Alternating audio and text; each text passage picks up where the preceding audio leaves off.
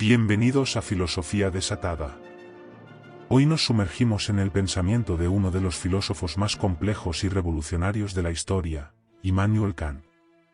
Así que, si tienes curiosidad por la filosofía y quieres descubrir qué hay detrás de esos conceptos que transformaron para siempre la manera en que vemos el conocimiento, este es el lugar perfecto para ti. Ahora bien, ¿qué es eso tan especial sobre Kant que hace que aún hablemos de él siglos después? Lo primero que hay que saber es que Kant no se conformaba con lo que se creía en su época. De hecho, su meta era muy ambiciosa: determinar cómo es posible la ciencia, cómo es que disciplinas como la matemática y la física, esas que consideramos certezas en nuestras vidas, pueden explicarse y sostenerse como verdades universales. Y no solo eso, Kant también quería averiguar por qué la metafísica, a pesar de su noble intento de entender las grandes preguntas, parecía estar siempre dando tumbos sin llegar nunca a un conocimiento seguro. Y esta es solo una muestra de lo que Kant se propuso. ¿No te parece fascinante? Si ya te atrapó esta introducción, suscríbete al canal, porque estamos a punto de entrar en el universo kantiano como nunca antes. Vamos a sumergirnos de lleno en la primera gran misión que Kant se plantea en su obra, la búsqueda de los fundamentos del conocimiento. Y aquí, el tema se vuelve tan profundo como fascinante. Porque lo que Kant quiere es algo enorme: entender cómo es posible el conocimiento humano, sí, ese que usamos para entender el mundo, para avanzar en la ciencia y responder a preguntas fundamentales sobre lo que podemos llegar a saber. Para Kant, el conocimiento tiene algo innegable y sólido: la existencia de la ciencia. Pero, ¿alguna vez has pensado en lo extraordinario que es que podamos conocer algo de verdad, con certeza? Es decir, que podamos saber que 2 más 2 siempre será 4, o que las leyes de la física se cumplan aquí y en cualquier otro lugar del universo. Esta convicción de que el conocimiento tiene bases firmes es el gran punto de partida de Kant. Ahora bien, ¿cómo empezó Kant a cuestionar estos temas? Aquí es donde entramos en una historia personal muy interesante. Kant, al igual que muchos de los filósofos de su tiempo, fue educado en el racionalismo. Esta corriente de pensamiento se basa en la idea de que podemos llegar a un conocimiento verdadero más allá de los límites de nuestra experiencia, es decir, a través de la razón pura. Pero, un día, todo cambia para Kant. Lee al filósofo británico David Hume, quien despierta en él una especie de sobresalto intelectual. Hume le hace ver que todo conocimiento comienza con la experiencia, y que sin datos del mundo que podamos captar con nuestros sentidos, en realidad, no habría conocimiento alguno. Kant describe este momento como el despertar de su sueño dogmático. Es un punto de inflexión. Imagina la fuerza que debe tener una idea para sacudir a alguien que ha pasado toda su vida aferrado a una visión del conocimiento. A partir de este despertar, Kant empieza su gran misión: poner a prueba los límites de la razón. Y, de paso, comienza a cuestionarse las bases tanto del empirismo como del racionalismo, las dos grandes corrientes de pensamiento de su tiempo. ¿Te das cuenta del desafío que esto implica? De algún modo, Kant estaba a punto de revolucionar todo lo que se sabía sobre el conocimiento. Si te intriga cómo planea resolver este enigma, suscríbete al canal para no perderte nada de lo que viene. La aventura kantiana apenas está comenzando, y ya podemos ver que nada será igual después de esto. A continuación, nos adentramos en uno de los puntos más fundamentales del pensamiento kantiano: la estructura del conocimiento. Para Kant, entender cómo es posible que sepamos algo de forma universal y necesaria, requiere analizar el tipo de juicios que componen el conocimiento científico. Aquí, Kant hace una distinción crucial que sentará las bases de su teoría: los juicios analíticos y los juicios sintéticos. Pongámonos en situación. Cuando emitimos un juicio, lo que hacemos es relacionar un sujeto con un predicado. Por ejemplo, si decimos los cuerpos son extensos o el triángulo tiene 3 lados, estamos expresando ideas que ya están contenidas en el propio concepto del sujeto. Esto es lo que Kant llama un juicio analítico. Estos juicios son, para él, verdades de razón, siempre válidas, universales y necesarias, porque no añaden nada nuevo a nuestro conocimiento, simplemente aclaran lo que ya estaba en el propio concepto. Sin embargo, la ciencia no puede basarse únicamente en estos juicios analíticos. Imagina que todo lo que conocemos fuese simplemente una serie de definiciones y conceptos ya implícitos en la propia idea de las cosas. Por ejemplo, decir los cuerpos tienen masa no nos aporta nada nuevo sobre el mundo. La ciencia, para poder expandirse, necesita algo más, necesita incorporar juicios que amplíen nuestro conocimiento. Y ahí es donde entran en escena los juicios sintéticos. Un juicio sintético, a diferencia del analítico, añade información nueva. Por ejemplo, si decimos el cielo está azul y plácido, estamos aportando una observación que no está contenida en el propio concepto de cielo. Esta información depende de la experiencia que tenemos de verlo. Ahora bien, aquí radica el problema. Los juicios sintéticos que se basan solo en la experiencia no pueden ser universales ni necesarios, porque dependen de las condiciones particulares del momento en que los observamos. ¿Y no es cierto que a veces el cielo no es azul, sino gris o cubierto de nubes?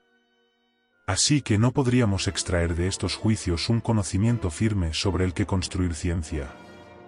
Este es el gran dilema para Kant. Los juicios analíticos no amplían nuestro conocimiento, y los juicios sintéticos basados en la experiencia no nos ofrecen esa certeza y universalidad que necesitamos para la ciencia. ¿Qué hacer, entonces? Es en este punto donde Kant se lanza a un desafío monumental, encontrar la posibilidad de juicios que, siendo sintéticos, sean también universales y necesarios. ¿Y sabes qué?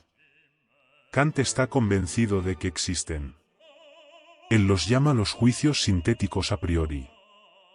Son juicios que no se derivan solo de la experiencia, pero que, a la vez, nos permiten ampliar nuestro conocimiento de una forma que es válida siempre, en cualquier lugar y en cualquier momento. Son, por tanto, los cimientos de la ciencia tal como la conocemos. Para Kant, ejemplos de estos juicios son las leyes de la matemática y la física. Imagínate, por ejemplo, la ley de gravedad no depende de una observación única o particular, sino que se formula de tal modo que tiene validez universal. Nos permite predecir con certeza que si dejamos caer un objeto en la Tierra, caerá hacia abajo, y esto será así sin importar dónde nos encontremos o cuándo lo hagamos. Lo mismo ocurre en matemáticas con afirmaciones como la línea recta es la distancia más corta entre dos puntos. Estos conocimientos no los derivamos simplemente de la experiencia, sino que, una vez establecidos, podemos aplicarlos a cualquier situación imaginable. Aquí estamos, entonces, ante una idea revolucionaria. Porque Kant no solo establece que estos juicios sintéticos a priori existen, sino que va más allá, va a demostrar cómo son posibles. Y esta demostración, como veremos, va a redefinir por completo nuestra comprensión de la realidad, de lo que percibimos y de los límites de nuestro propio conocimiento.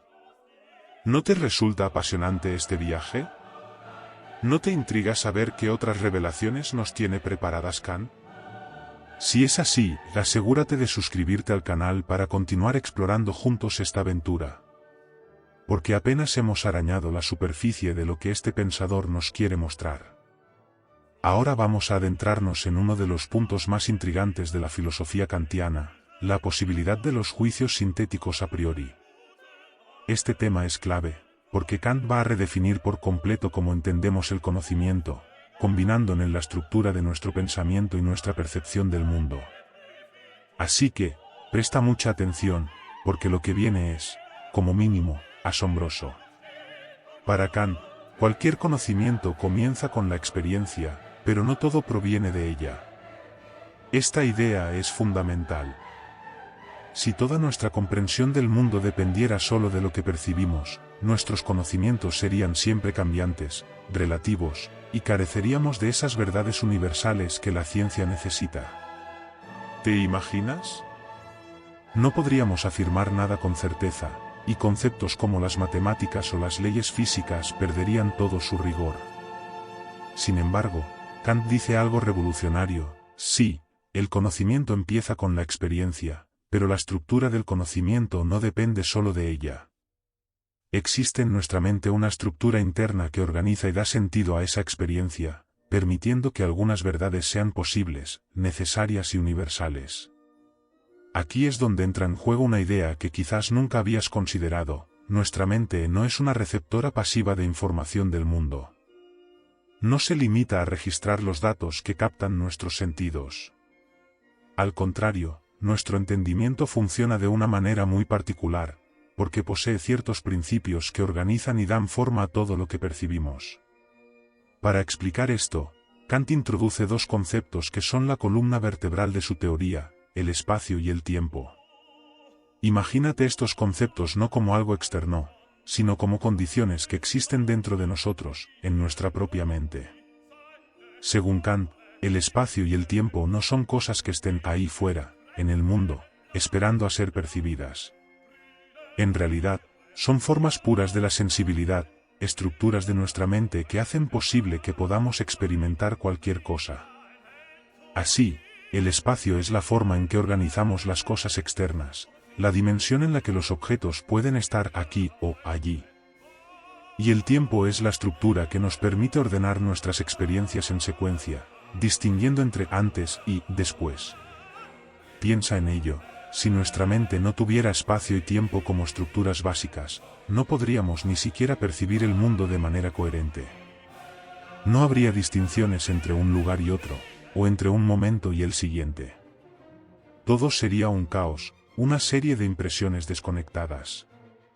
Así que, cuando Kant afirma que el espacio y el tiempo son a priori, es decir, que existen en nuestra mente antes de cualquier experiencia concreta, nos está diciendo que ellos son el marco que hace posible cualquier conocimiento de la realidad. Toda experiencia que tengamos está ordenada y estructurada gracias a estos principios. Y si esto ya suena radical, espera, porque aún hay más. Kant no solo dice que espacio y tiempo son condiciones internas de nuestra mente, sino que estas condiciones afectan todo lo que conocemos. Todo objeto que percibimos, cualquier fenómeno de la naturaleza, se da a conocer a través de estos filtros. Esto quiere decir que nuestra percepción del mundo, todo lo que sabemos y conocemos, está siempre estructurado por estas condiciones. En otras palabras, nunca conoceremos cómo es el mundo en sí, independientemente de nuestra percepción. Lo que conocemos son fenómenos, es decir, cosas tal como se nos presentan a través de las condiciones de espacio y tiempo. Lo que existe más allá de esa percepción, lo que Kant llama el noúmeno o la cosa en sí, está fuera de nuestro alcance. Y aquí llega una idea crucial en la filosofía kantiana: no conocemos la realidad como es en sí misma, sino solo como se nos aparece. Todo lo que creemos saber es, en última instancia, una representación estructurada por nuestra mente. Esta idea cambia por completo la relación que tenemos con el conocimiento, porque Kant nos muestra que no somos observadores neutrales. Nuestra mente está participando activamente en la construcción de lo que conocemos como realidad. Es como si lleváramos puestas unas gafas que moldean todo lo que vemos. Entonces, ¿cómo es posible la ciencia? Pues porque, aunque no tengamos acceso a la cosa en sí, sí podemos conocer con precisión y rigor el mundo de los fenómenos, el mundo tal y como se nos aparece. Las leyes científicas son posibles porque se aplican a este mundo fenomenal, que está ordenado y estructurado por el espacio y el tiempo. Por eso, las matemáticas y la física pueden formular leyes universales y necesarias, no porque descubran verdades absolutas, sino porque describen consistentemente la realidad tal como nuestra mente la organiza. Impresionante, ¿verdad? Kant no solo redefine el conocimiento, sino que nos coloca en el centro del proceso, mostrándonos que la realidad que conocemos es, en gran medida, una construcción activa de nuestra mente. Así, todo lo que percibimos y entendemos del mundo lleva nuestra marca, la marca de nuestras propias estructuras internas. Si te has quedado con ganas de saber más, no olvides suscribirte al canal, porque aún queda mucho por explorar. Apenas hemos arañado la superficie de cómo Kant revela esta asombrosa revolución copernicana en el conocimiento. Lo que viene va a cambiar aún más nuestra manera de entender la realidad. No te lo pierdas. Continuemos con otro de los conceptos fundamentales en la obra de Kant, la síntesis entre racionalismo y empirismo. Después de todo, Kant no solo está cuestionando el conocimiento humano, está proponiendo una solución a los problemas que las grandes corrientes filosóficas de su tiempo, el racionalismo y el empirismo, no habían podido resolver por separado. Para comprender la magnitud de lo que Kant plantea, veamos en qué consiste el conflicto. Por un lado, el racionalismo, al que Kant mismo había estado tan ligado al comienzo de su vida intelectual, sostiene que el conocimiento verdadero viene de la razón, sin necesidad de recurrir a los sentidos. Para los racionalistas, la experiencia podía ser engañosa y limitada, mientras que la razón proporcionaba verdades inmutables y necesarias. Ahora, si nos basamos solo en el racionalismo, estamos en riesgo de terminar con una serie de conceptos abstractos, puros, que no tienen relación directa con el mundo real y, por tanto, no logran ampliar verdaderamente nuestro conocimiento. Por otro lado, el empirismo, encabezado por pensadores como David Hume, afirma que el conocimiento proviene únicamente de la experiencia sensible, de lo que podemos ver, oír, tocar y sentir. La experiencia, según los empiristas, es la única fuente de certeza. Sin embargo, el problema de este enfoque es que se basa en observaciones particulares y, por tanto, no puede garantizar el carácter universal y necesario que requiere la ciencia. Para Hume, y en general para los empiristas, el conocimiento no podía ser completamente seguro, ya que cualquier conocimiento basado solo en la experiencia era, en última instancia, contingente. Entonces, ¿qué hace Kant? Aquí es donde su genialidad brilla. Propone que el conocimiento verdadero, ese que es universal y necesario, solo puede lograrse si combinamos la experiencia y la razón de una manera completamente nueva. A esta combinación la llama síntesis trascendental.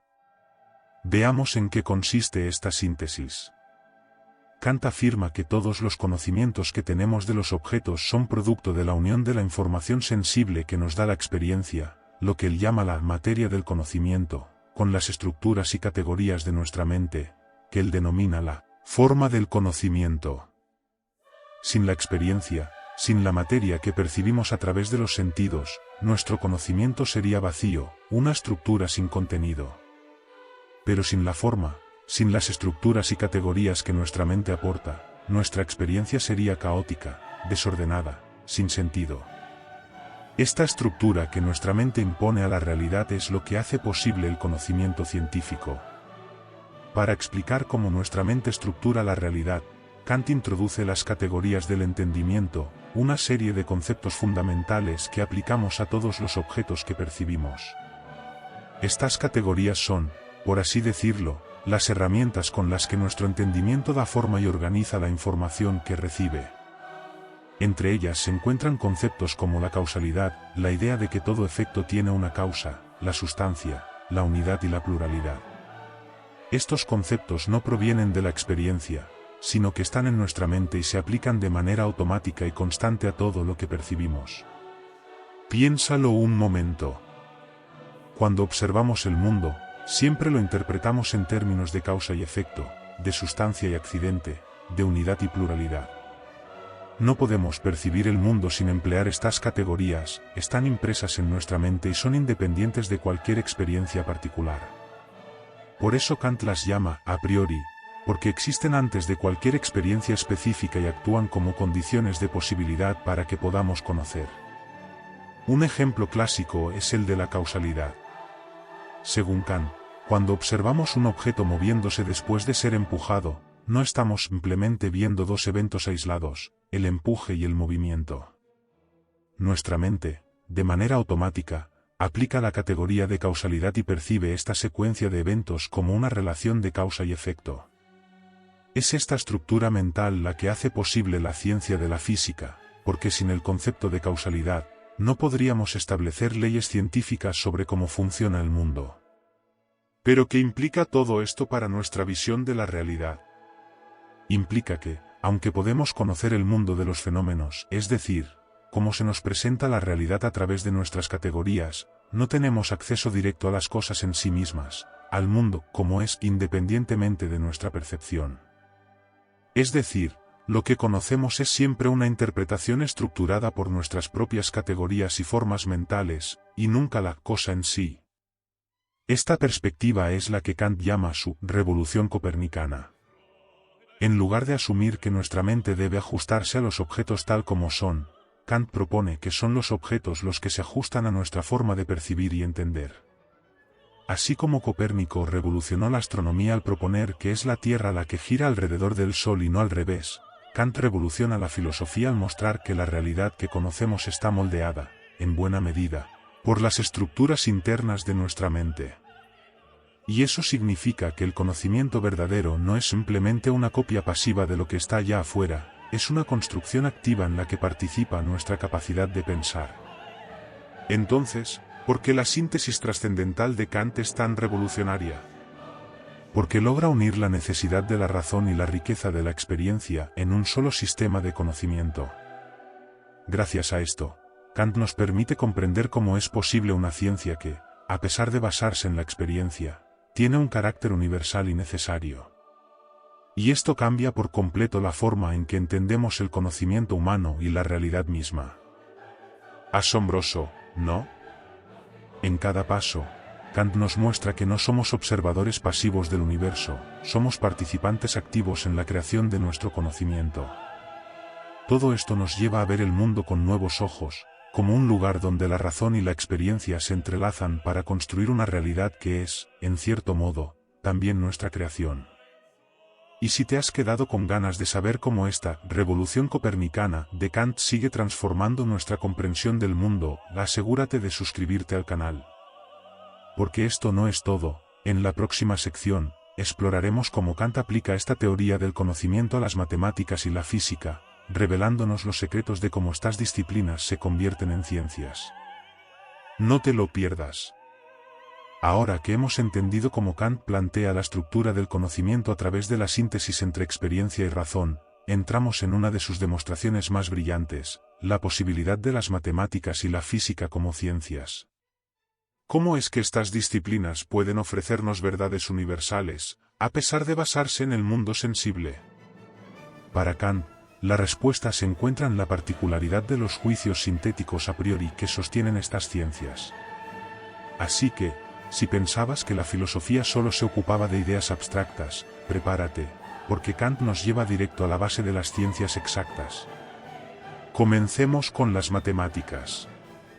Kant observa que las matemáticas constan de proposiciones que, siendo universales y necesarias, no son meros juicios analíticos, es decir, no se limitan a descomponer conceptos, sino que añaden algo nuevo a nuestro conocimiento.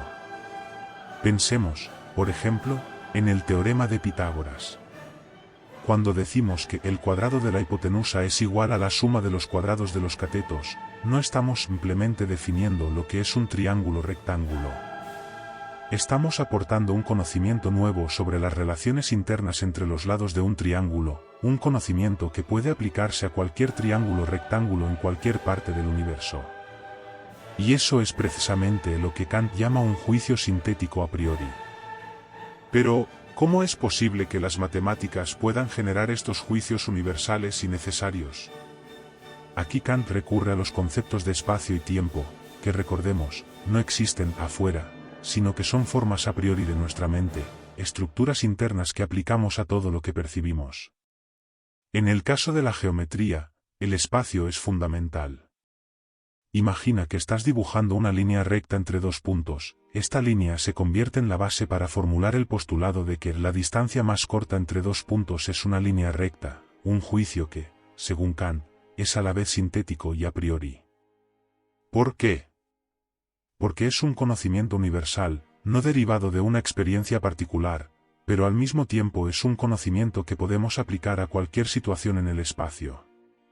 El espacio, entonces, no es algo que observamos, es el marco en el que la geometría encuentra su base y su validez universal. ¿Y qué ocurre con la aritmética?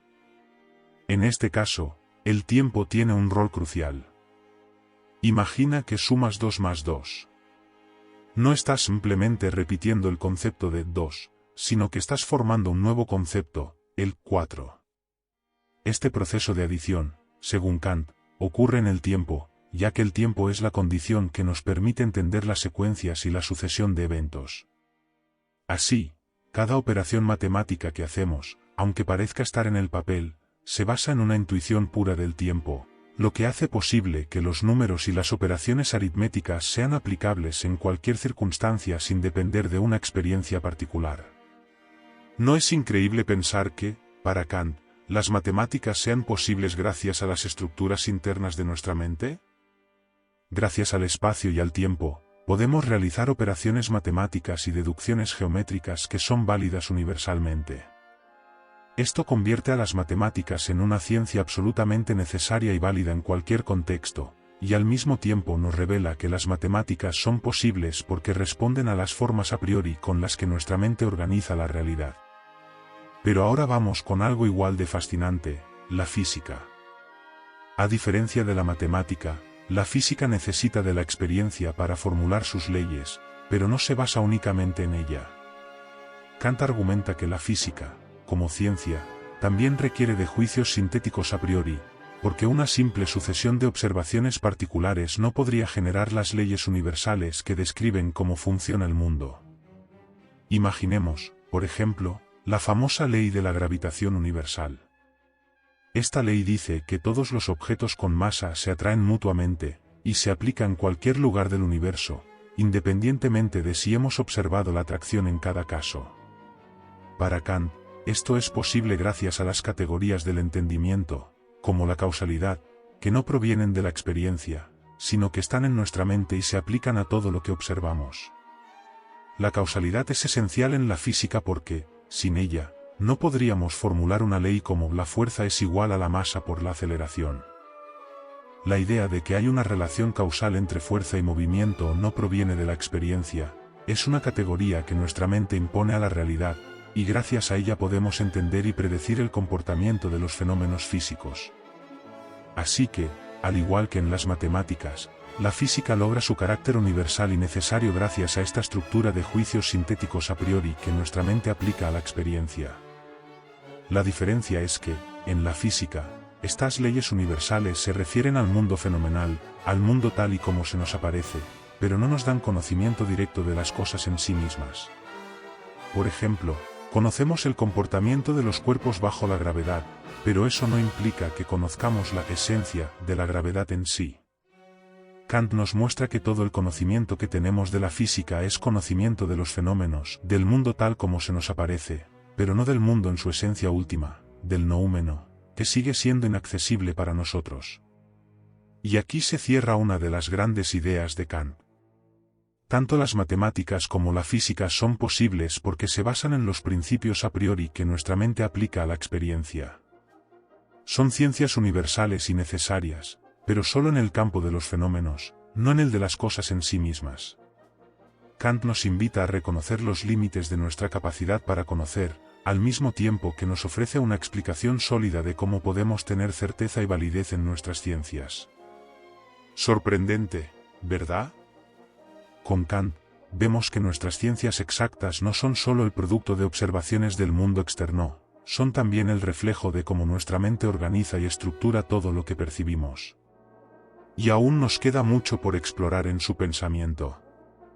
Así que si te intriga saber cómo continúa esta teoría en su crítica a la metafísica o en sus revolucionarias ideas sobre la moralidad, asegúrate de suscribirte al canal.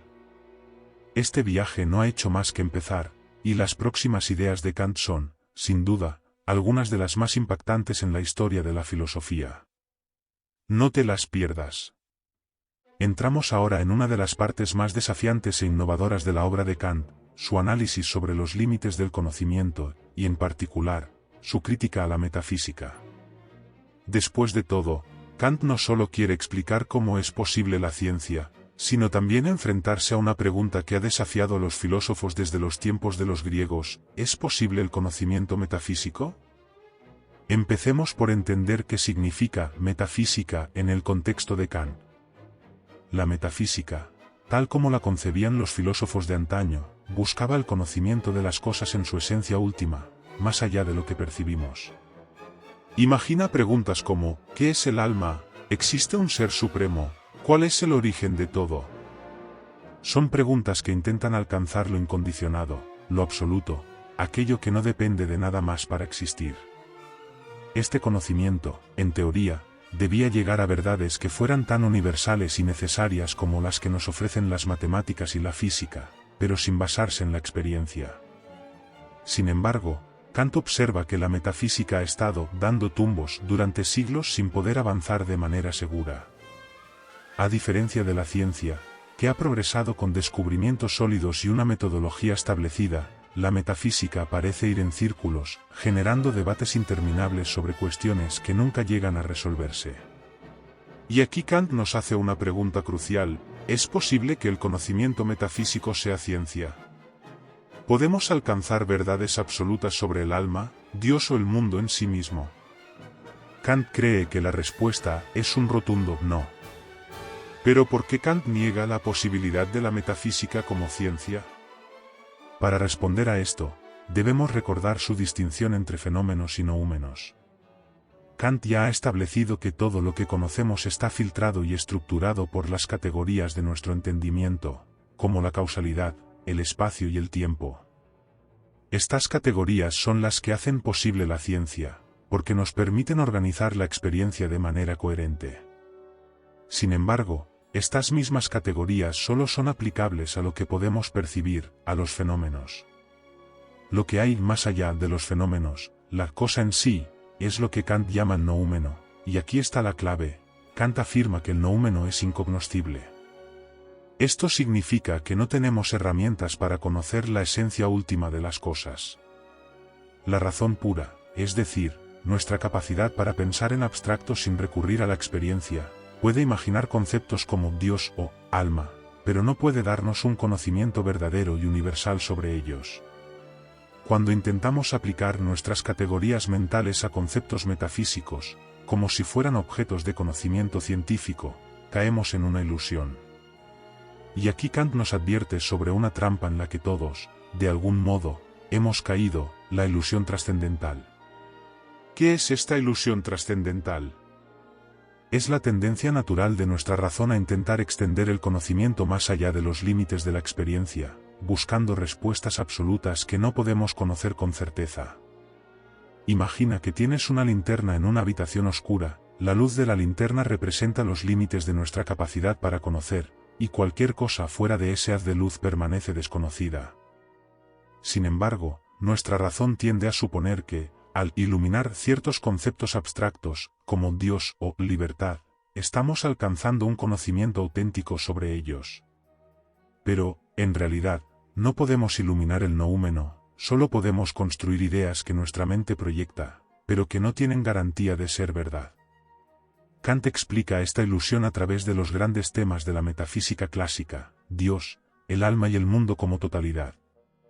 Para cada uno de estos conceptos, Kant muestra que la razón se pierde en antinomias, contradicciones inevitables cuando intentamos obtener conocimiento absoluto sobre estos temas. Veamos esto más en detalle. Cuando la razón intenta comprender el universo en su totalidad, se enfrenta a paradojas como la siguiente: ¿el mundo tiene un comienzo en el tiempo, o es eterno? La razón puede argumentar tanto a favor de que el universo tiene un principio, como de que es infinito y eterno.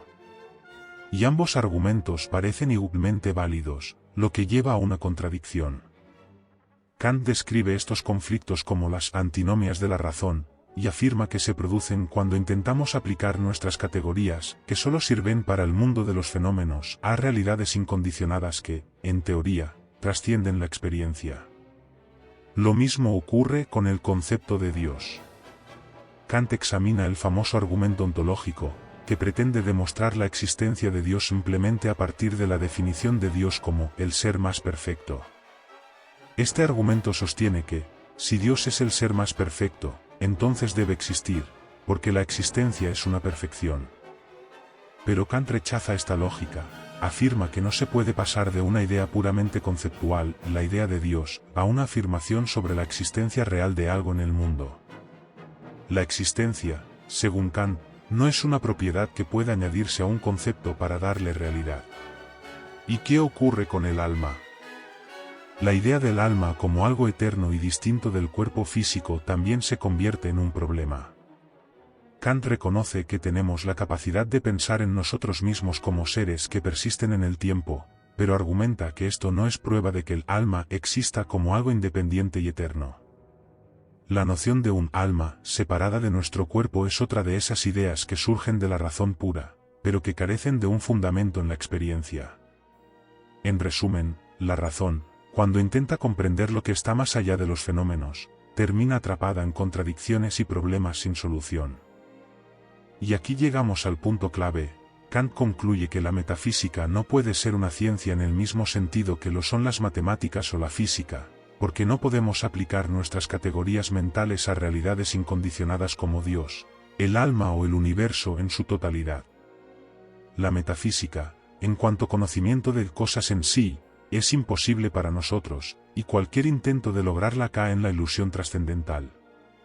Para Kant, esto es un hallazgo revolucionario, porque pone límites claros al conocimiento humano y redefine la tarea de la filosofía. No se trata de conocer lo absoluto, sino de comprender los límites de nuestro propio conocimiento. Pero aquí no acaba todo. Kant no descarta completamente la metafísica. Aunque en el campo del conocimiento teórico la metafísica sea ilusoria, hay otro ámbito en el que sus ideas pueden ser legítimamente utilizadas, el ámbito de la moralidad y la práctica. Kant, con gran astucia, reserva un lugar para conceptos como libertad, inmortalidad y Dios en lo que llama la razón práctica. En esta dimensión práctica, como veremos más adelante, Kant encuentra una utilidad genuina para los conceptos metafísicos, no como conocimiento, sino como principios que guían nuestra acción. Entonces, ¿te imaginas lo que viene? Kant está a punto de abrir una nueva puerta, en la que la ética y la moralidad se convierten en el campo en el que realmente podemos encontrar sentido a muchas de estas ideas metafísicas. Así que, si te ha sorprendido esta primera parte sobre los límites de nuestro conocimiento, no te pierdas lo que sigue. Porque Kant está a punto de mostrarnos una perspectiva completamente nueva sobre la libertad, el deber y el sentido de la moral. Así que ya sabes, suscríbete al canal para seguir con nosotros en este viaje filosófico sin precedentes. Gracias por el entusiasmo. Ahora nos adentramos en uno de los aspectos más impactantes del pensamiento kantiano, su crítica de la razón práctica, una obra donde Kant aborda la moralidad y nos revela cómo es posible actuar de manera verdaderamente libre y responsable. En este nuevo enfoque, Kant no busca responder qué podemos conocer, sino qué debemos hacer. Si en la crítica de la razón pura había limitado el poder de la razón para alcanzar conocimientos metafísicos, ahora le da a la razón una función diferente, ser la base de nuestra conducta moral. Para Kant, la razón práctica, o la razón aplicada a nuestras acciones, se rige por un principio muy distinto al del conocimiento. Aquí no estamos buscando verdades universales sobre el mundo externo, sino normas internas de comportamiento que nos permitan actuar de manera moral. ¿Y cuál es la base de estas normas? La respuesta de Kant es radical: el deber. Él sostiene que una acción es moral no porque nos beneficie o porque nos haga sentir bien, sino porque cumple con un deber. Actuar moralmente significa actuar por respeto a la ley moral, independientemente de nuestros deseos, intereses o inclinaciones. Kant empieza su análisis moral observando un hecho que todos hemos experimentado. En ocasiones, sentimos que hay algo que debemos hacer, aunque no queramos hacerlo, y, al mismo tiempo, nos damos cuenta de que podemos actuar conforme a esa convicción. ¿Por qué sentimos que debemos actuar de una cierta manera, incluso cuando va en contra de nuestros deseos? Para Kant, esta sensación de deber no es una simple preferencia ni una cuestión cultural, es una experiencia universal de nuestra racionalidad. En otras palabras, la razón misma es la que nos dicta lo que debemos hacer, y esta dictadura de la razón se presenta como un mandato, lo que Kant llama un imperativo. Y aquí aparece uno de los conceptos más famosos de su ética, el imperativo categórico. Para entenderlo, primero debemos distinguir entre dos tipos de imperativos, los imperativos hipotéticos y el imperativo categórico. Los imperativos hipotéticos son los mandatos que la razón nos da para lograr un objetivo concreto. Por ejemplo, si quieres aprobar un examen, debes estudiar; si quieres ganar dinero, debes trabajar. Estos imperativos son condicionales, se aplican solo si quieres alcanzar un fin determinado. Son, en el fondo, medios para conseguir un objetivo, y por lo tanto, carecen de un valor moral absoluto. En cambio, el imperativo categórico es el principio absoluto y universal que nos dice cómo debemos actuar, independientemente de cualquier fin particular. Este imperativo no nos dice, si quieres esto, haz aquello, nos dice simplemente, debes hacer esto, sin importar las circunstancias o los resultados. Para Kant, el imperativo categórico es la base de toda moralidad, porque nos exige actuar conforme a principios que podríamos desear que fueran universales, es decir, principios que podrían aplicarse siempre y a todos. El imperativo categórico tiene varias formulaciones, cada una revelando una faceta de la ley moral. La primera formulación es quizás la más conocida: obra solo según aquella máxima que puedas querer al mismo tiempo que se torne ley universal. ¿Qué significa esto? Imagina cualquier acción que estés a punto de realizar y pregúntate si podrías desear que todos los seres humanos actuaran de la misma forma en cualquier circunstancia. Si la respuesta es sí, entonces tu acción es moral; si la respuesta es no, entonces estarías actuando en contra de la ley moral. Tomemos un ejemplo. Imagina que estás considerando mentir para salir de un problema. Según el imperativo categórico, deberías preguntarte: ¿puedo querer que mentir sea una ley universal, que todos mientan siempre que les convenga? La respuesta, por supuesto, es no, porque si todo el mundo mintiera, nadie confiaría en nadie, y el acto de mentir perdería su propósito. Por tanto, mentir va en contra de la ley moral. Kant nos está diciendo que las acciones moralmente correctas son aquellas que podemos desear que todos adopten, sin contradicciones, como principios universales. Pero el imperativo categórico tiene una segunda formulación igual de poderosa: obra de tal modo que uses la humanidad, tanto en tu persona como en la persona de cualquier otro, siempre como un fin y nunca solo como un medio. Aquí Kant introduce la idea de que cada ser humano tiene un valor absoluto, y que, por lo tanto, jamás deberíamos usar a una persona como un simple medio para alcanzar nuestros propios fines. Tratar a alguien solo como un medio es, en el fondo, un acto de deshumanización, ya que le negamos su dignidad como ser racional y moral. Este principio exige que respetemos a los demás como individuos con derechos y objetivos propios, y nos advierte contra cualquier acción que los reduzca a meras herramientas para nuestros propósitos. Esta segunda formulación es especialmente revolucionaria, porque convierte el respeto por la dignidad humana en la base de toda ética.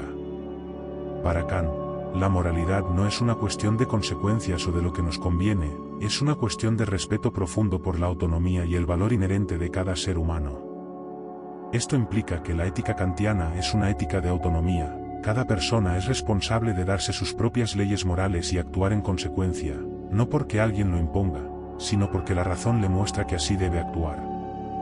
Y aún hay una tercera formulación del imperativo categórico: obra como si tu máxima debiera servir al mismo tiempo de ley universal para todos los seres racionales.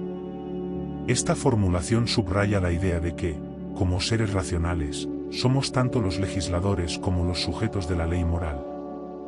La moralidad no depende de una autoridad externa, sino de nuestra capacidad para entender y aceptar las leyes de la razón como nuestras propias guías de acción. En otras palabras, al actuar moralmente, estamos participando en una especie de legislación universal, donde cada individuo, en tanto que ser racional, tiene un papel en la construcción de una comunidad ética global. Entonces, ¿qué nos dice todo esto sobre la libertad? Kant nos ofrece una definición de libertad completamente nueva y profundamente ética. Para él, la verdadera libertad no consiste en hacer lo que queremos sin restricciones. Al contrario, la auténtica libertad es la autonomía, la capacidad de darnos a nosotros mismos nuestras propias leyes morales y de actuar conforme a ellas, sin depender de deseos o impulsos externos.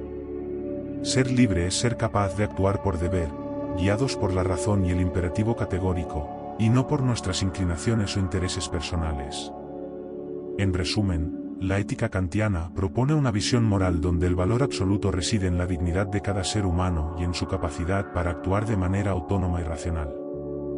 Nos muestra que la verdadera moralidad consiste en respetar esta dignidad, tanto en nosotros como en los demás, y en actuar de acuerdo con principios que podríamos desear que fueran universales. ¿Qué te parece esta idea de libertad y moralidad? Con Kant, descubrimos que la ética no se trata solo de elegir entre el bien y el mal, sino de comprender que, en cada acción, estamos reafirmando o negando nuestra propia humanidad y la de los demás.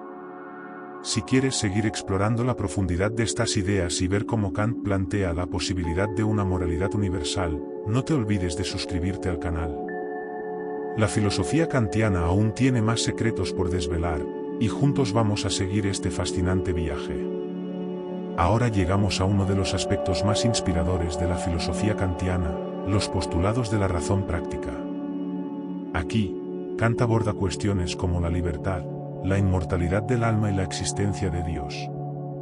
Son conceptos que no podemos probar científicamente, pero que, según Kant, debemos aceptar para que la moralidad tenga sentido. Así que prepárate, porque este es un momento clave donde Kant combina filosofía y ética para revelar lo que él cree que debemos esperar en el ámbito moral. Para Kant, la moralidad solo tiene sentido si asumimos que ciertas ideas metafísicas son verdaderas, aunque no podamos demostrarlas.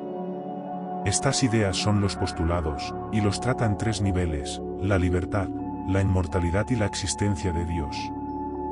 Veamos cada uno y cómo encajan en su sistema filosófico. Kant inicia con el concepto de libertad, una idea que ya hemos abordado en su dimensión ética, pero que aquí adquiere una nueva profundidad. Para que la moralidad sea posible, Kant afirma que debemos ser libres, pero no en el sentido común de hacer lo que queramos. En lugar de eso, la libertad kantiana es la capacidad de actuar conforme a nuestras propias leyes morales, sin estar determinados por deseos o impulsos externos. Así, cuando actuamos por deber, somos verdaderamente libres, porque estamos eligiendo obedecer a una ley que nos hemos dado nosotros mismos a través de la razón. Pero, ¿por qué necesitamos postular la libertad como algo real y no como una simple idea? La respuesta es que, si no fuéramos libres, nuestras acciones serían solo el resultado de causas externas, como la presión social o nuestras inclinaciones. Entonces, no podríamos ser responsables de nuestros actos, y por lo tanto, no tendría sentido hablar de moralidad o de deber. Para Kant, la libertad es lo que nos permite actuar de manera moral, y sin ella, la ética no sería más que una ilusión. Así que aunque no podamos demostrar la libertad en el sentido empírico, Kant insiste en que debemos aceptarla como un postulado necesario para actuar éticamente. Luego, Kant aborda el tema de la inmortalidad del alma. A primera vista, esto podría parecer extraño en una filosofía tan racional y crítica, pero Kant tiene una razón muy profunda para incluirlo. Para él, la moralidad implica que debemos esforzarnos continuamente por mejorar como seres humanos, es decir, por desarrollar lo que él llama una buena voluntad, una voluntad que actúe de manera constante y plena de acuerdo con la ley moral. Sin embargo, alcanzar esta perfección moral es extremadamente difícil. En la vida cotidiana, siempre estamos rodeados de deseos e inclinaciones que nos desvían del deber. Si la vida terminara simplemente con la muerte, ¿no sería injusto que este esfuerzo por mejorar quedara truncado? Kant plantea, entonces, que debemos postular la inmortalidad del alma como una posibilidad que nos permita aspirar a la perfección moral. La inmortalidad no significa, para Kant, que el alma vivirá eternamente de manera automática, sino que necesitamos suponer que tenemos una existencia continua que nos permita avanzar indefinidamente en nuestra búsqueda de la virtud. En otras palabras, la inmortalidad del alma es necesaria para que la moralidad tenga sentido como un objetivo a largo plazo. Sin ella, la idea de mejorar eternamente nuestra voluntad y acercarnos cada vez más a la moralidad perfecta sería una tarea sin sentido. Por último, llegamos a uno de los temas más polémicos y profundos, la existencia de Dios. Kant sostiene que la existencia de Dios no es algo que podamos conocer científicamente, como ya vimos en su crítica a la metafísica. Sin embargo, al igual que la libertad y la inmortalidad, Kant argumenta que necesitamos postular a Dios para que la moralidad sea coherente. ¿Por qué? Porque la moralidad se basa en la idea de que nuestras acciones tienen un propósito final, una justicia última. Kant observa que, en la vida cotidiana, el esfuerzo moral no siempre es recompensado. A veces, personas justas sufren injusticias, mientras que quienes actúan mal pueden salir impunes. Esta aparente falta de justicia es, para Kant, una señal de que, para que la moralidad tenga un sentido completo, necesitamos suponer que existe un ser supremo que garantiza una justicia final, donde la bondad y la virtud son recompensadas. Dios, en este sentido, no es una entidad que se pueda demostrar con argumentos lógicos, sino un postulado práctico, la idea de un ser justo y omnisciente que asegura que nuestras acciones morales no son en vano. Además, la existencia de Dios es fundamental para lo que Kant llama el supremo bien. Este supremo bien consiste en una armonía entre la virtud y la felicidad. Es decir, en el ideal de que ser virtuoso debería llevarnos, en última instancia, a una vida plena de satisfacción. Kant cree que esta armonía es un objetivo que la razón moral necesariamente desea, pero que solo puede tener sentido si existe un Dios que la haga posible. Así que, al igual que la inmortalidad y la libertad, la existencia de Dios es un concepto que nuestra razón moral necesita para que el esfuerzo ético tenga un propósito último. Aquí es donde Kant hace una afirmación que puede parecer sorprendente: tuve que suprimir el saber para dejar sitio a la fe. Kant no está hablando de una fe ciega, sino de una fe racional, una fe en principios que no podemos probar en el ámbito científico, pero que necesitamos aceptar para vivir moralmente.